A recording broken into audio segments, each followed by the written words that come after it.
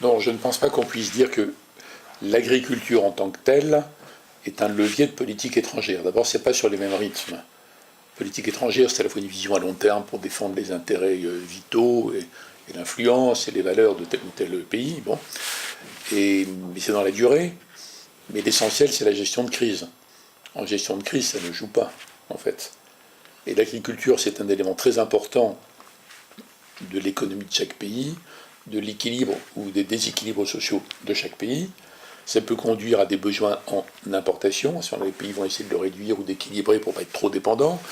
Ça peut conduire à des stratégies d'exportation. Alors là, ils peuvent se heurter à d'autres pays qui ont les mêmes stratégies d'exportation et se battre sur l'accès à tel ou tel marché. Le marché européen est gigantesque, donc on voit bien dans les négociations commerciales, il y a des rivalités par rapport à ça. Jusqu'à quel point va-t-on ouvrir le marché européen, par exemple à la viande des pays du Mercosur? Enfin, c'est un sujet actuel. Bon.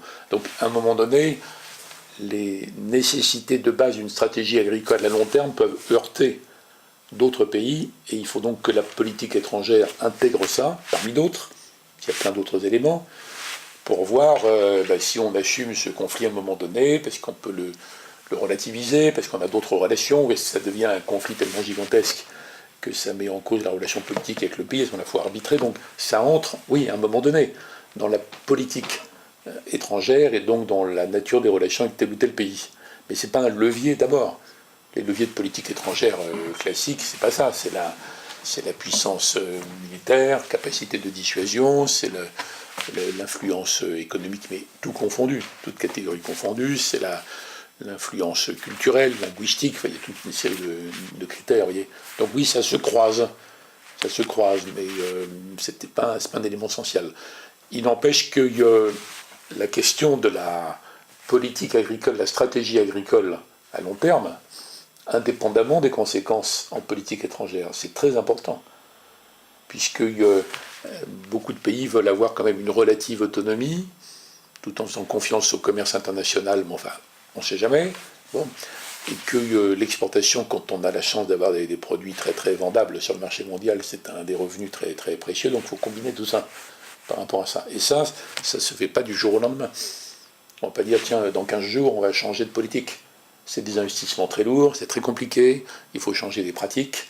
Par exemple, en Afrique, le grand enjeu de l'Afrique en matière de mouvement migratoire au sein de l'Afrique, je ne parle même pas de mouvement vers l'Europe, c'est de faire en sorte que les populations paysannes, pas que rurales, les paysannes, arrivent à vivre décemment, correctement de leur activité agricole. Or, les paysans font encore plus de la moitié de la population africaine. Pour qu'ils puissent vivre décemment de leur activité, il faut qu'il y ait un minimum d'accès, de stockage, de marché, d'électricité dans les villages, etc., etc. Sinon, ces populations, elles n'ont pas le choix, elles vont aller vers même pas des villes, vers des espèces d'agglomérats de bidonvilles ingérables. Et puis, pour une partie d'entre elles, les plus motivées et les plus riches vont tenter d'aller en Europe. C'est quand même quelques milliers d'euros pour passer.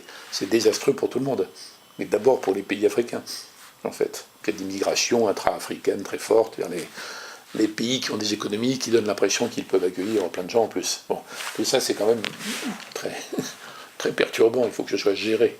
Donc une stratégie agricole à long terme pour faire en sorte donc que les conditions de production, d'activité et les conditions de vie soient meilleures, c'est fondamental.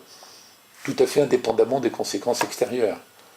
Et c'est des préoccupations qui sont évidemment, d'après ce que je comprends, au cœur de la politique marocaine depuis longtemps, et au cœur de la stratégie ECP dans ces pays, et pas que l'Afrique de l'Ouest, y compris dans d'autres pays. Donc oui, c'est très important, mais pour d'autres raisons.